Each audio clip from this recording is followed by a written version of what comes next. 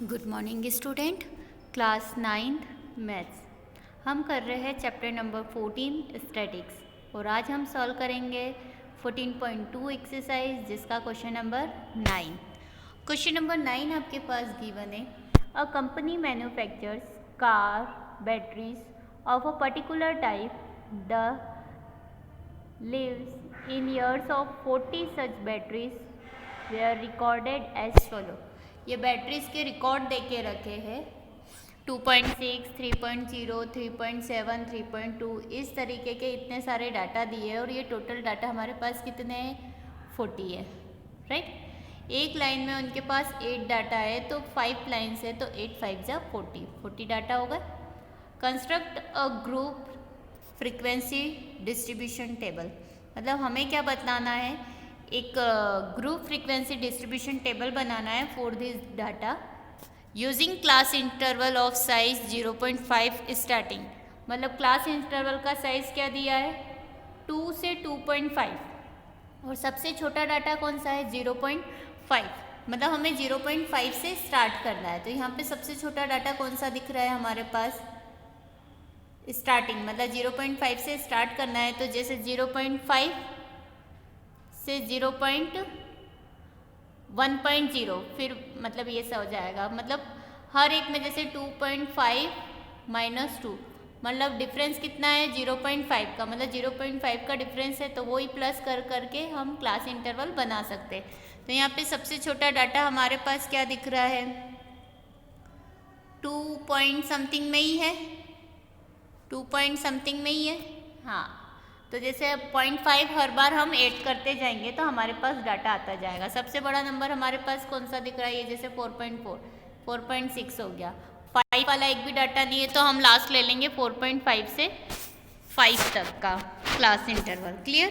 तो आइए हम डिस्ट्रीब्यूशन टेबल बनाते हैं। सॉल्यूशन आपके पास गिवन है, grouped frequency distribution table for the data given in the table using class interval of size 0.5 starting from the interval 2 to 2.5 is given below। एक तरफ हमने लिख दिया lives of batteries in years, number of batteries, frequency, right।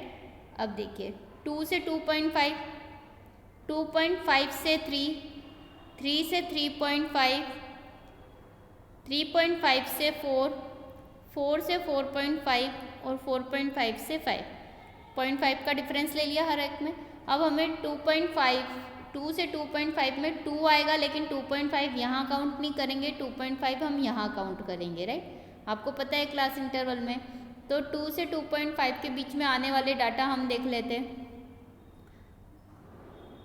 1, 1, 2, ये वाला 2.5 नहीं लेंगे 2, तो 2 से 2.5 के बीच में हमारे पास टोटल डाटा कितने हुए 2। देखिए यहाँ पे 2 लिखा हुआ है। क्लियर। अब हम चेक करेंगे 2.5 से 3 के बीच में, राइट। ये हो गया करेक्ट। 2.5 से 3 के बीच में 1, 2, 3, 4, 5, 6 हो गए। टोटल डाटा कितने हमारे पास 6। तो 2.5 से 3 के बीच में कितने डाटा आ गए 6, मतलब 3 इसमें काउंट नहीं होगा, 3 अब बाद वाले में काउंट होगा, राइट। तो 2 से 2.5 से 3 के बीच में टोटल फ्रिक्वेंसी कितनी हो गई 6 हो गई। अब हमें चेक करना है 3 से 3.5, 1, 2, 3, 4, 5, 6, 7, 8, 9, 10, 11, 12, 13, 14, 14। टोटल डाटा कितने हैं 14। तो देखिए यहाँ पे 14 लिखा हुआ है। क्लियर। अभी हमने आपको चेक करके बताया 3 से 3.5 के बीच में टोटल फ्रिक्वेंसी कितनी आ रही है 14। अब हम चेक करेंगे 3.5 से 4 के बीच में, राइट। 3.5 से 4 के बीच में 1 2 3 4 5 6 7 8 9 10 11। कितने डाटा हमारे पास 11। क्लियर हो गया।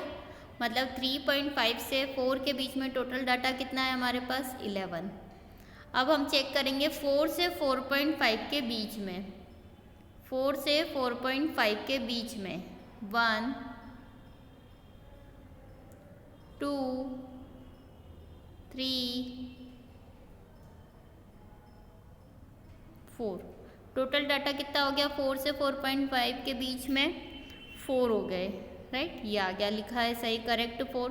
अब हम चेक करेंगे 4.5 से 5 के बीच में कि नंबर ऑफ टोटल फ्रिक्वेंसी कितनी है। 4.5 से 5 के बीच में 1 2 3। कितनी है 3 है। देखिए 4.5 से 5 के बीच में 3।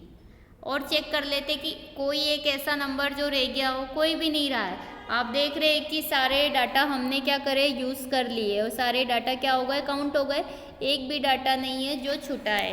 मतलब हर एक के क्लास इंटरवल में आप देख रहे हैं कि हमारे पास टोटल फ्रिक्वेंसी आ गई जो कि हमने लिख दी। अब हमें ये करना है कि इन सब का टोटल कितना आ रहा है।